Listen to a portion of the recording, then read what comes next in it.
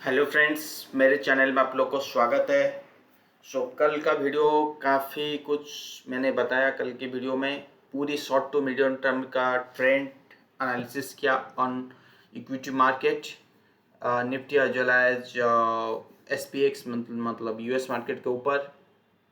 काफ़ी अच्छा रिस्पॉन्स आया है, लोगों को समझ में आया, एनालिसिस समझ में आया, तो ग्रुप में बहुत जन थम्स अप दिए।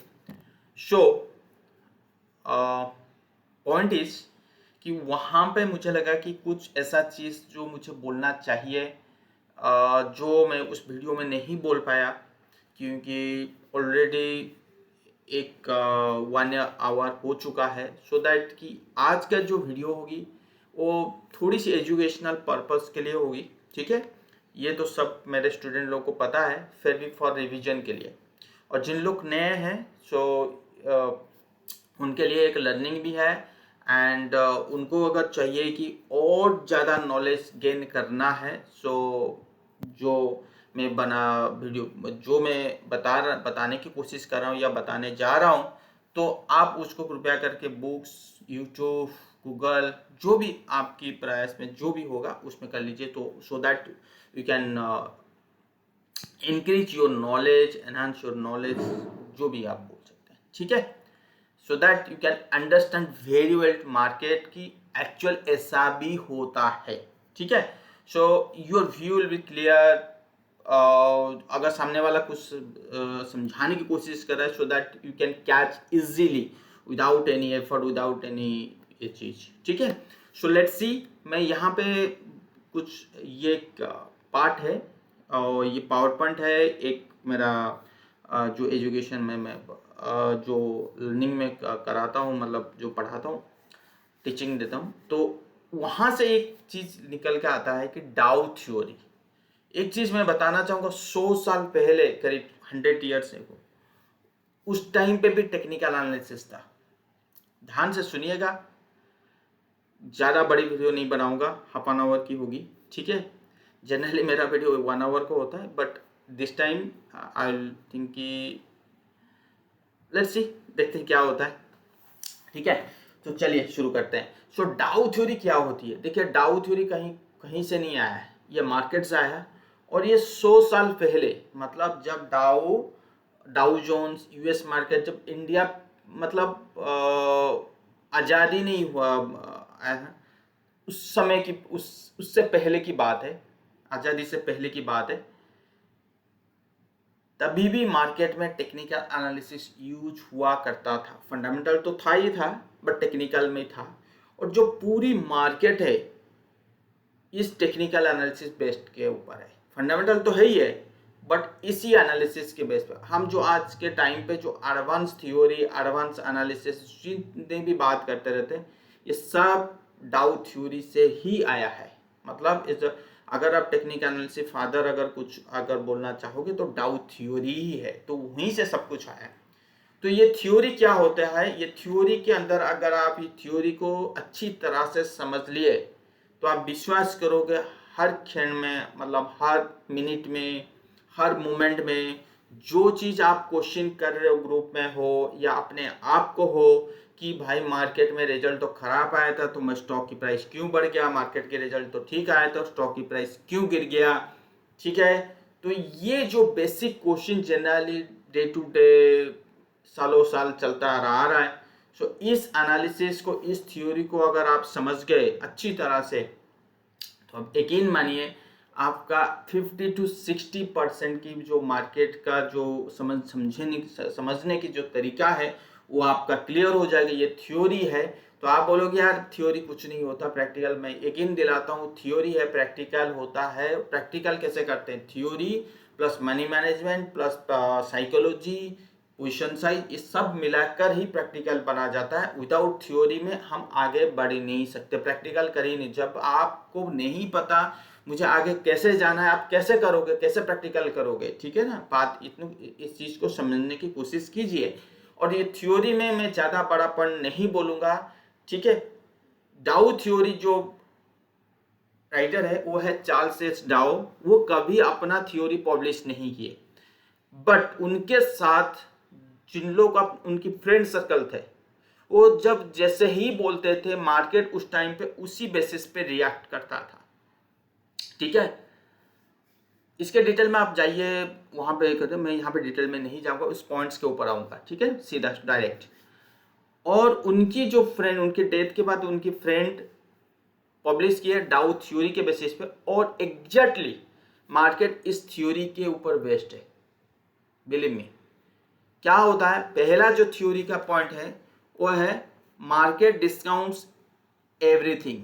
ये चीज आपने सुना होगा, ये चीज मेरे मुंह से भी काफी बार सुना होगा, ये चीज आपकी टीवी मीडिया से काफी बार सुना होगा। Market average discount everything. कोई चीज घटना घटने से पहले मार्केट उस चीज को पहले से ही डिस्काउंट कर लेता है। तभी मैं कहता हूं कि मार्केट हमेशा हमारे 2 कदम आगे चलता है।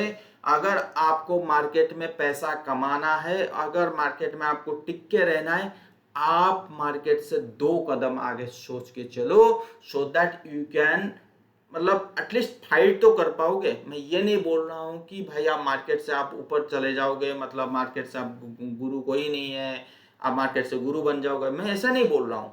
आप मार्केट के हिसाब से सोचने की बात कर रहा हूँ। मार्केट एवरेज डिस्काउंट्स एवरीथिंग, इसका ये मतलब है कि रिजल्ट अगर आ रहा है तो आपको ये देखना है कि एक एक्सपेक्टेशन रिजल्ट आता रहता है, लोग देते रहते हैं, टीवी मीडिया आपकी सोशल मीडिया में आ जाता है कि रिलायंस के रिजल्ट खराब न होने वाला है या इतना कोई बढ़िया प्रॉफिट नहीं है। तो उसी चीज को, रिजल्ट को लेके आप प्राइस में देखिए कि क्या हमारा प्राइस यहाँ पे डिस्ट्रीब्यूशन या एक्यूमुलेशन या फ्रेश अप ट्रेंड की शुरुआत हो रही है, फ्रेश डाउन ट्रेंड की शुरुआत हो रही है। तो उसी चीज को अपने न्यूज के साथ मिलाओ। जैसे एग्जाम्पल कि एक्सिस बैंक का अभी रिसेंटली एक रिजल्ट आया था, उससे पहले अगर आप एक्सिस बैंक की चार्ट देखोगे, मैं नहीं दिखाऊंगा, इतने डिटेल में नहीं जाने वाला हूं, आप जाके एक बार देख लीजिए। वीकली चार्ट में एकदम बढ़िया वाला जो ब्रेकआउट के पास ही खड़ा था, और रिजल्ट के दिन एक गैप अप ओपन किया विथ हायर वॉल्यूम, और उस गैप को मेंटेन भी किया, और एक 1 या 1.5 ईयर्स का कंसोलिडेशन जो फेस था 800, उसके ऊपर क्लोजिंग देने की ताकत था। तो इससे सिंपल मीनिंग है कि रिजल्ट बढ़िया था, इससे पहले भी रिजल्ट बहुत अच्छा आ रहा था, और मार्केट ने रैली बिल्कुल किया ही नहीं और चप्पड़ फाड़ के रिजल्ट आया। सो दैट मीन्स कि आने वाले जो ट्रेंड होगा इसमें तेजी होगी, मतलब price action plus result both are saying कि bullish bullish bullish bullish bullish momentum, right. Reliance के रिजल्ट एक्सपेक्टेशन था कि भाई इतना सही नहीं आने वाला, इनको लॉस होगा, मार्जिन का वो बेनिफिट नहीं मिलेगा। तो ये सारे चीज के क्रूड ऑयल काफी डाउन चल रहा था, हाई था, डाउन था, जिस हिसाब से वो ये चीज तो लग रहा था कि भाई इतना तो बढ़ के नहीं आने वाला। तो और इसकी जो प्राइस एक्शन देखोगे तो वो कोई ब्रेकआउट के मूड में अभी भी नहीं खड़ा है, अब जाके एक बार देख लो, अभी भी नहीं खड़ा है। सो दैट मीन्स यहाँ पे रेंज बाउंड होगा या फॉल होगा, दोनों से एक चीज होना ही होना है। आप एक बार देख लीजिए, मैं तो उसमें बिल्कुल इसकी एग्नेस्ट में हूँ। अगर हाँ वो चला गया तो फिर तो कोई कुछ नहीं कहता, कोई 100% ट्रू होता ही नहीं है, जैसे मैंने कहा काफी बार कहा। अगर आप इस चीज को एनालिसिस करोगे, आप 60 to 70% एटलीस्ट आप ठीक बैठ सकते हो, एटलीस्ट ठीक बैठ सकते हो। ठीक है, तो ये चीज है। दूसरा चीज, जब कोरोना आया तो कोरोना एक अनएक्सपेक्टेड मोमेंट था और मार्केट ने इसको डिस्काउंट किया, उसको मतलब उसको इसके बारे में पता ही नहीं था, और मार्केट में हेवी करेक्शन आया।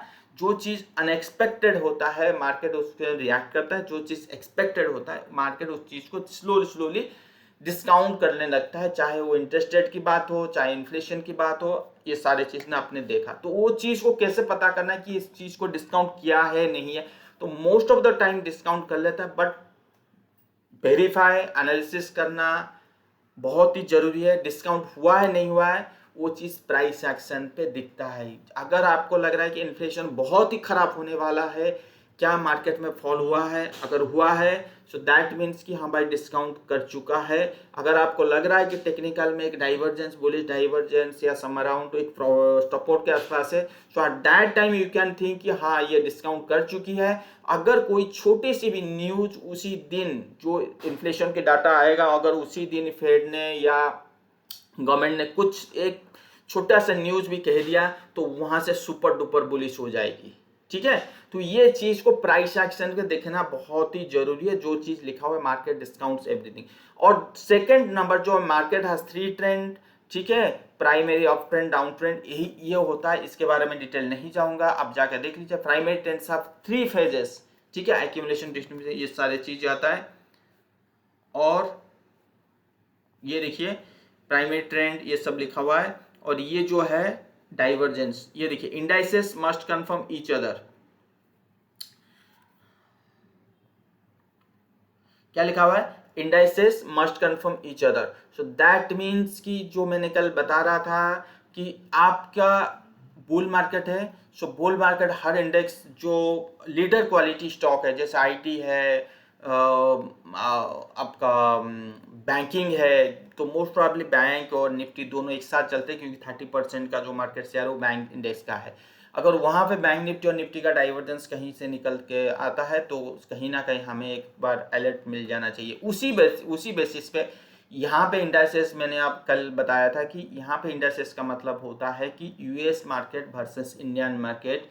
सो दैट मीन्स कि कहीं ना कुछ गड़बड़ी है। तो ये थ्योरी जो मैं अपने मन से, आपको लग रहा होगा, जिनको पता है तो ठीक है, जिनको नहीं पता है मैं एक चीज़ क्लियर कर देना चाहता हूँ कि मैं अपने मन से नहीं बोल रहा हूँ, जो थ्योरी है उसी बेसिस पे कह रहा हूँ। और वो थ्योरी काफ़ी बार सक्सेसफुल, काफ़ी बार मेरे को बचाया है, और मार्केट इस थ्योरी के बेस पर है।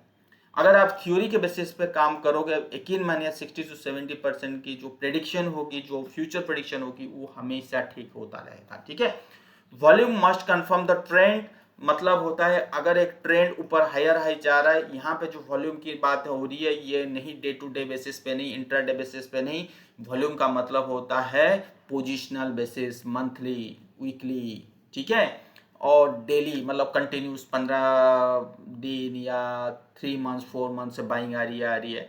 सो उस ट्रेंड को परखना है, volume must confirm the trend. तो ये चीज आप ध्यान में, ट्रेंड परचेज अंटिल ए क्लियर रिवर्सल रखो।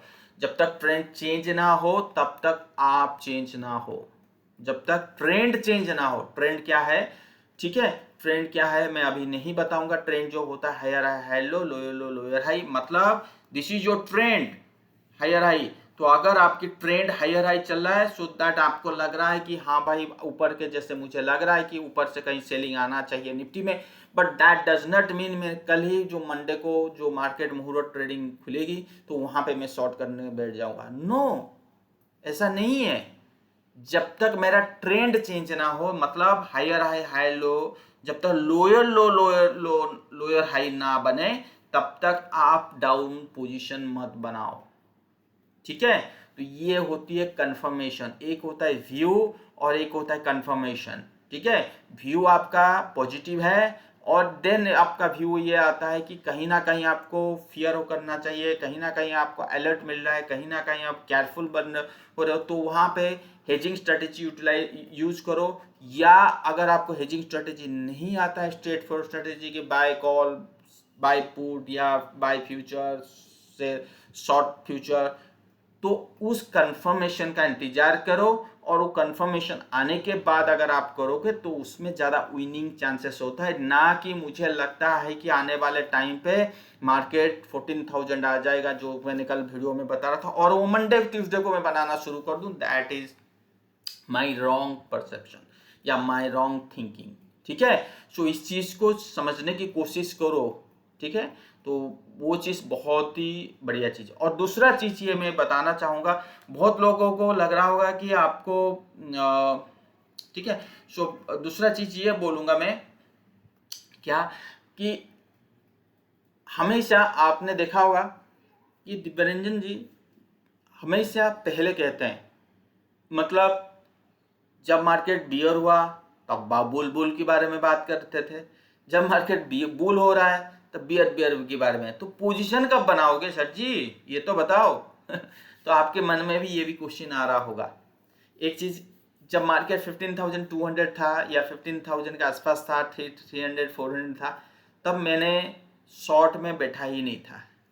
जिन लोग पता है तो बहुत बढ़िया है, जिनको नहीं पता आज मैं बता देता हूँ।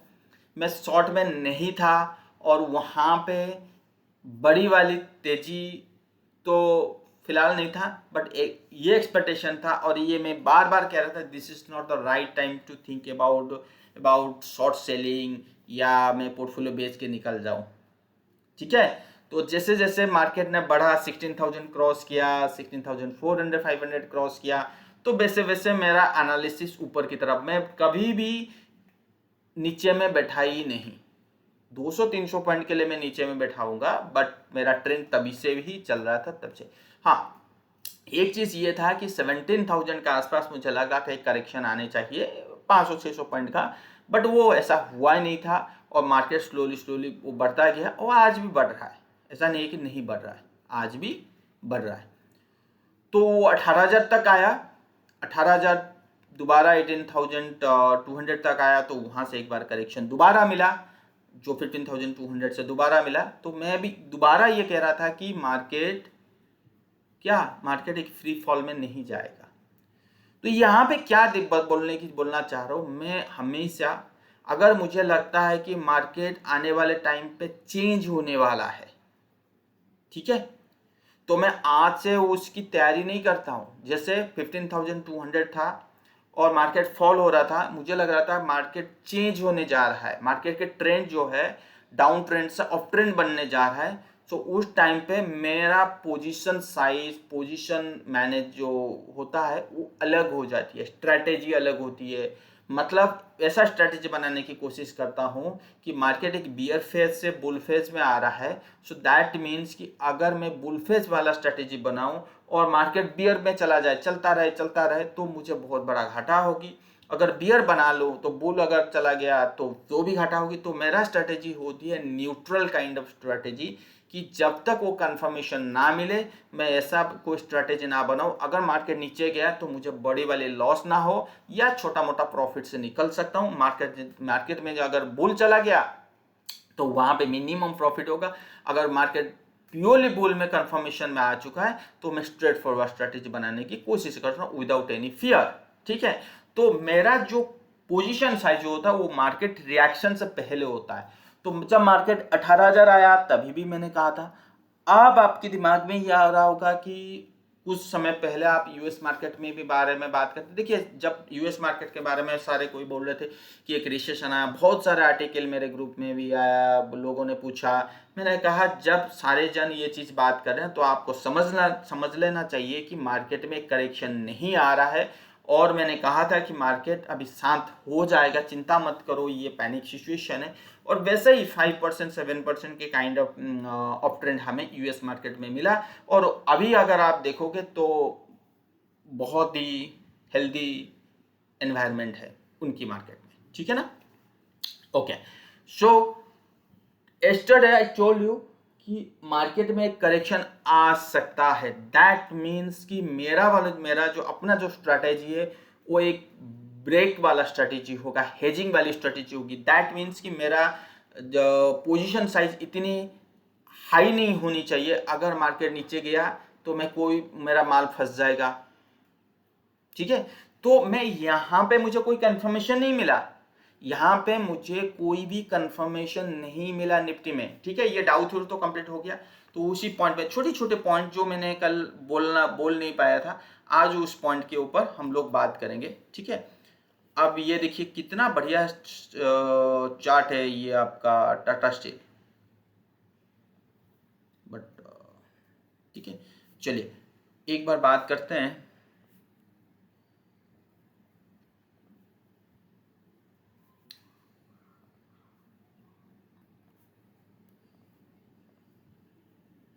ठीक है, तो यहाँ पे मैं थोड़ा सा सावधान था, फिर गया, फिर सावधान रहा, और यहाँ पे भी सावधान था कि एक बार यहाँ पे आना चाहिए उसके बाद बढ़ना चाहिए, बट ऐसा नहीं हुआ। बट यहाँ पे मेरा पोजीशन साइज क्या होगी, पोजीशन साइज ऐसा होगा मेरा कि हेजिंग होगा कोई ज़्यादा बड़ी पोजीशन नहीं होना चाहिए। अगर मेरा यहाँ पे it's a turning point, I am not saying कि 17,700 से turning point, I am saying कि हो सकता है मे सी 18,500 600 लेवल और 19,500 लेवल हम देखने के लिए मिल सकता है, बट चांसेस बहुत है कि हम एक नया ऑल टाइम हाई देखेंगे। So that I am expecting कि बुल फेज जो चल रहा है वो 1 to 2 मंथ्स तक चलेगा। आई थिंक सो, ठीक है। सो इन within 1 to 2 months we may see a kind of a consolidation, or you can say a distribution kind of pattern. I don't know what kind of distribution is trying to make, like head and shoulder, yeah, double top, I don't know, but I'm waiting for the distribution pattern. Okay, so जब मुझे distribution pattern मिल जाएगा then I will get confirmation कि अब confirmation आ चुकी है, so that वो ready हो जाऊंगा। बट यहाँ पे सोचना बेवकूफ़ी होगी कि मुझे किस टाइप की डिस्ट्रीब्यूशन पैटर्न बनेगी। हाँ, जो क्राइटेरिया थ्योरी के बेसिस पे, डाउट थ्योरी के बेसिस पे लग रहा है कि ऊपर के लेवल में सेलिंग आएगा, और वो ऊपर का लेवल क्या होनी चाहिए, मे बी 18,600 और मे बी 19,000 और 19,500। तो इसी रेंज में आप सोच के समझ जाइए कि इसी रेंज में। बट एक चीज़ और एक क्लियर कर देना चाहता हूँ कि ये जो लाइन है हॉरिजॉन्टल लाइन रेड, ये मंथली और क्वार्टरली का है। तो दैट मीन्स कि अगर इफ निफ्टी ट्रेडिंग एबव 18,000 और 18,100 level, then we'll see a sharp uptrend towards 18,600 or 19,000 kind of level. Okay, but near 19,000 के आसपास आप थोड़ा सावधान हो जाओ, ठीक है। तो मुझे नहीं पता, तो वहां तक पहुंचने दीजिए, किस टाइप की पैटर्न बना रहा है, क्या बना रहा है, तो वो चीज़ है। तो वही चीज़ मैंने कल भी कहा था, आज दोबारा कह रहा हूँ। मैं ये नहीं बोल रहा हूँ कि आप सारा कुछ बेच के निकल जाइए। आपके पास टाइम है, आपके पास समय है, सब कुछ है। शांति से सोचिए मुझे क्या करना है। मार्केट ऐसा होगा तो मुझे क्या होगा, मार्केट वैसा होगा तो क्या होगा। ऊपर अगर चलता गया, नीचे नहीं आया, दिग्बंधन की बातें नहीं समझ में आया, या मार्केट ने नहीं सुना। मार्केट हमेशा, मार्केट किसका गुरु नहीं है, मार्केट है सबका गुरु, ठीक है। मैं ये सब सोच रहा हूँ, बट मार्केट वहाँ से चलता गया 25-30,000 हो गया, तो मैं क्या करूँ, ठीक है। तो उसके बारे में भी सोचिए। अगर मार्केट ने आपको अपॉर्चुनिटी दी कि नीचे आया, तो आपके पास क्या होना चाहिए। तो ये जो है ना, आगे और पीछे, बाएं और दाएं, राइट और लेफ्ट, हर चीज़ के बारे में सोच के बैठिए और उसी बेसिस पे काम कीजिए, ठीक है। क्लियर हुआ? दोबारा कहता हूँ 18,100 के ऊपर हम बुल होंगे, ठीक है। आज weekly chart pattern same, Nifty के जो वीकली चार्ट पैटर्न वो जो बता रहा है कि 18,000 अगर 100 के ऊपर क्लोज दे दिया तो फिर तो बुल होंगे। तो बुल कहाँ तक हो सकते हैं वो चीज़ समय बोलेगा। तो मैंने मैक्सिमम रेंज निकाल के बैठा हूँ, 19,000 to 19,500 का एक्सपेक्टेशन है। और उनमें से कि अगर मैं 1.61% की टारगेट भी लेता हूँ, सो विच इज कम्स अराउंड 20,700, ठीक है। सो ये कह रहा है क्या, 20,700, यहाँ तक भी फिबोनाची के बेसिस पे टारगेट निकल के आ रहा है। So that's why I am saying कि I am not giving at this time, I am not giving you exact level because I don't have idea, but I am expecting near 19,000 19,500 will have a super duper resistance, but let's see कि एक बार Nifty वहां पे पहुंचने दीजिए। if I will get any kind of bearish confirmation, chart pattern, distribution kind of pattern, then I'll tell you exact level. so आज Fibonacci showing 20,700, और यहाँ पे अगर इस फिबोनाची के बेसिस पे भी अगर हम देखें,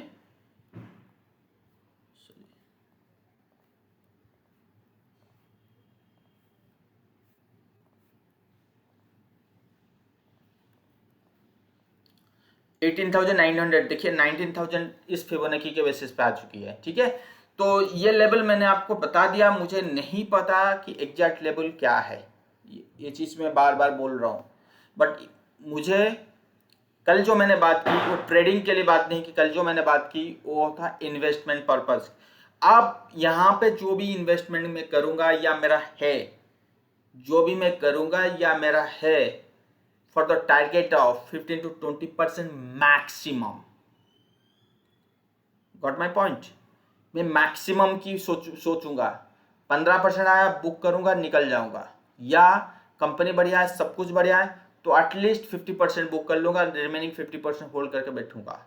मुझे क्या चाहिए? कैश चाहिए। मार्केट नीचे गिरा तो मेरे पास कैश होना चाहिए।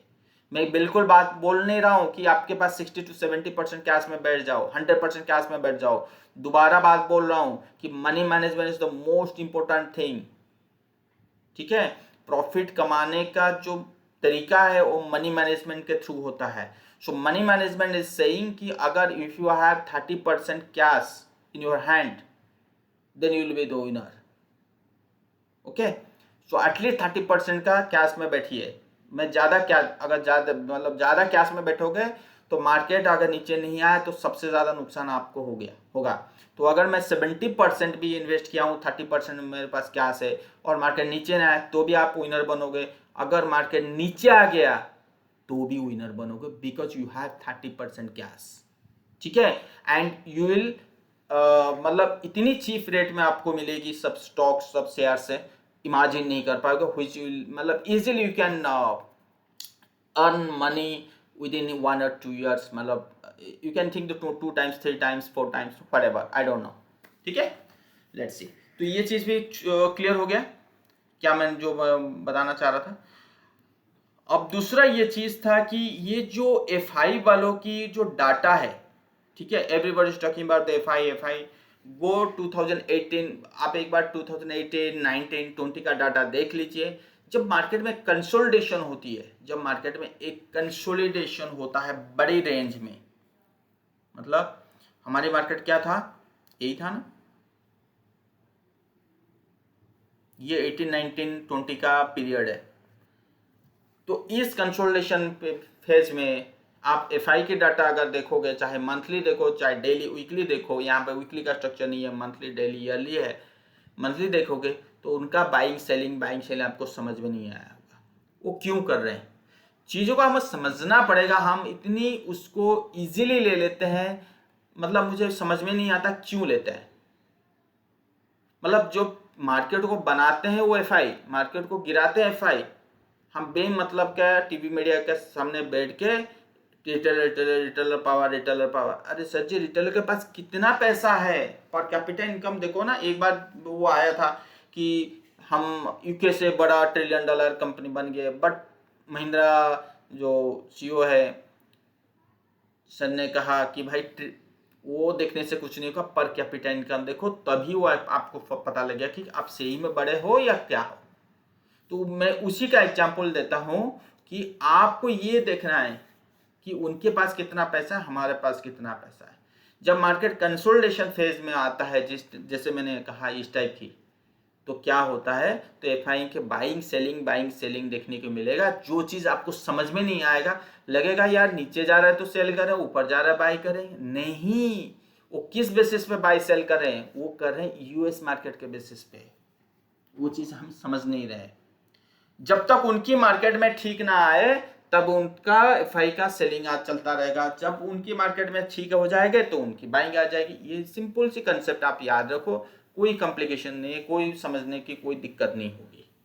उनकी मार्केट में बाइंग आएगी तो एफआई का बाइंग आएगा, उनकी मार्केट में सेलिंग आएगी तो हमारी मार्केट में सेलिंग आएगी। मतलब एफआई का जो डाटा हमें निकल आता है ना, उसी की बात कर रहा हूँ। आई am not talking about the price action. ठीक है, वो चीज ध्यान में। ये तो हो गई बात। दूसरी चीज, कल मैंने एक चीज कल कहा था निफ्टी के बारे में, क्या बोला था,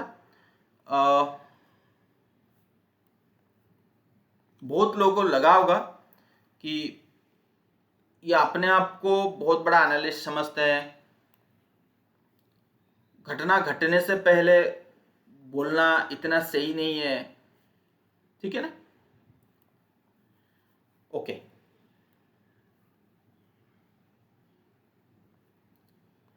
एलियट थ्योरी एक है, थोड़ा सा बता देता हूँ। एलियट थ्योरी है, इस थ्योरी का उसमें क्या है, 5 वेव है। मतलब मार्केट अगर यहाँ से शुरू होता है, जिसको हम ट्रेंडिंग मार्केट कहते हैं, 1 2 3 4 5, ठीक है, ये हो गया 1, ये होगी 2, ये होगी 3, ये होगी 4, ये हो गया 5 है। देन इसका रिएक्शन जो करेक्शन वो होता है ए, या आप इसको first wave then second wave then C wave, it is called correction. इसको हम कैसे लेते हैं, ए बी सी से बेसिस पे लेते हैं। इसको कैसे लेते हैं, 1 2 3 4 5, ये है उस एलिएटिव थ्योरी का बेसिक, और most of the time market इसी बेसिस पे काम करता है। ये तो बहुत सिंपल है, आपको लग रहा होगा ये तो यार ये तो बहुत सिंपल है, इसमें क्या कॉम्प्लिकेशन है जी। जैसे जैसे आप अंदर जाओगे वैसे वैसे कॉम्प्लिकेशन मिलेगी। अब आपको पता किया कि ए बी सी इस इम्पल्स वेव का करेक्शन है, बट जो एबीसी वेव है जो करेक्शन है इसका भी दो मीनिंग है। क्या होता है, this is your regular correction, मतलब इट इज कॉल्ड रेगुलर, कोई कॉम्प्लिकेशन नहीं है, लो लो चल रहा है, आपको समझ में आ रहा है, लाइक यूएस मार्केट लो लो चल रहा है भाई, नीचे चल रहा है तो हम नीचे ही है। अनदर इज कॉम्प्लिकेट करेक्शन, ना ऊपर जा रहा है ना नीचे जा रहा है, kind of triangle formation, then ऊपर, इट इज कॉल्ड कॉम्प्लिकेशन। इस टाइप की ट्रायंगल पैटर्न बनता है। और क्या है,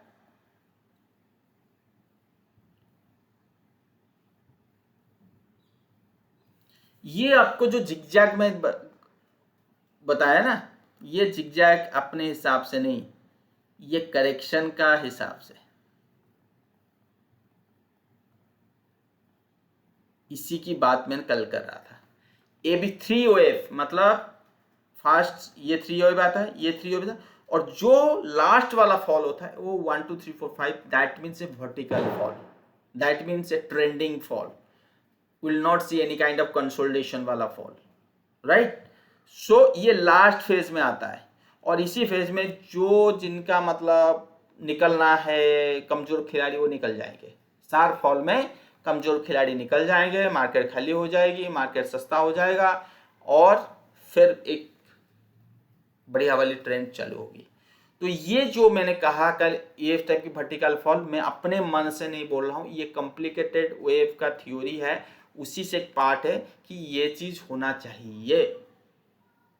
क्लियर, तो मैं उसी के बेसिस पे कहा, मैं अपने मन के बेसिस पे नहीं कहा, ये चीज याद रख लीजिए। जैसे यहां पे है A B C, A B C, अगर ऐसा होता है तो आपके दिमाग में यह आ रहा होगा, अच्छा अगर ए बी सी है तो इसका भी प्राइस प्रोजेक्शन भी होगा। यस यू आर राइट, मैं ये बिल्कुल नहीं बोल रहा हूँ कि इसकी प्राइस पोजीशन नहीं है, तभी तो मैंने कहा 50%। तो इसकी जो प्राइस पोजीशन होता है वो फिबोनाची के बेसिस पे होता है। तो इसका अगर ये मान लीजिए कि ए बी सी है, सो दैट मीन्स कि मार्केट कहाँ होनी चाहिए,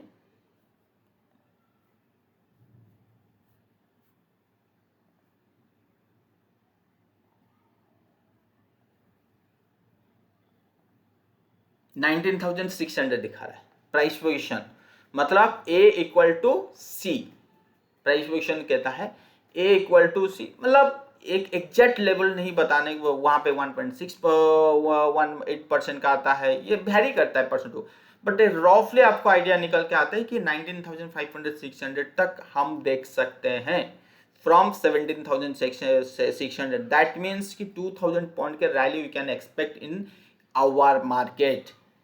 तो आपके दिमाग में अरे सर जी 2000 पॉइंट आप बोल रहे हो कि रैली होगा, फिर आप हमें अभी डरा रहे हो। जी हाँ सर, जी हाँ डरा रहा हूँ, मैं यही मेरा काम है, घटना घटने से पहले डराऊंगा डराऊंगा डराऊंगा। जब मार्केट यूएस मार्केट गिर रहा था तभी मैंने डराया, आज बढ़ रहा है तो मैं डरा रहा हूँ। क्यों? 2000 पॉइंट की रैली आप निफ्टी में देख रहे हो, तो निफ्टी को ऊपर लेके जाने में कोई भी स्टॉक निकल के आ जाएगा ना, फ्रंट लाइन स्टॉक, वो बढ़ा के लेके चला जाएगा। रिलायंस आ जाए, आपका बैंकिंग सेक्टर आ जाए, टीसीएस आ जाए, इन्फोसिस आ जाए, इजीली चले जाएंगे। बट आपका जो पोजीशन साइज होगी, आपका जो स्टॉक है इन्हीं स्टॉक में नहीं होगा, मिड कैप में होगी, स्मॉल कैप में होगी। तो आपको लग रहा है कि ये एक अच्छी क्वालिटी कंपनी है, देखिए बहुत अच्छी क्वालिटी कंपनी है, ठीक है, वो मार्केट के साथ पार्टिसिपेट नहीं करेंगे 2000 पॉइंट में। बात समझ में आया? तो ये चीज को ध्यान में रखिए। I am talking about the investment part, I am not talking about the trading part. मैं बिल्कुल ये नहीं कहा मोरल ट्रेडिंग में आप बेच बाज के निकल जाओ। मैंने कहा इन्वेस्टमेंट है, अगर आपको बहुत बड़ा इन्वेस्टमेंट करना है तो थोड़ा सा रुक जाओ, 50% कीजिए, 50। देखिए ये तो डिबेट काइंड ऑफ सिचुएशन है। तो आई होप ये पार्ट भी आपको समझ में आ गया। उसके बाद फ्री फॉल होगा, जितना ऊपर उतना नीचे, कल मैंने बताया था। उसके बाद और वो भी कैसे होगी ना, 5 वेव स्ट्रक्चर में, जो अभी मैंने रिसेंटली कहा। मतलब नीचे आएगी और वो कंफर्मेशन कैसा आएगी, यहाँ पे जो तेजी आएगा ना, उसके बाद फॉल आएगा, तो यहीं पे कंफर्मेशन आएगा कि हाँ भाई जो चीज़ मैं कह रहा था अब वो चीज़ कंफर्मेशन आ चुकी है। ठीक है, ये चीज़ याद रख ले। सो एट दैट टाइम देखिए, बोलना इतना आसान नहीं है ये चीज़। देखिए ये विषय या उसमें इस टाइप की पैटर्न भी बना सकता है,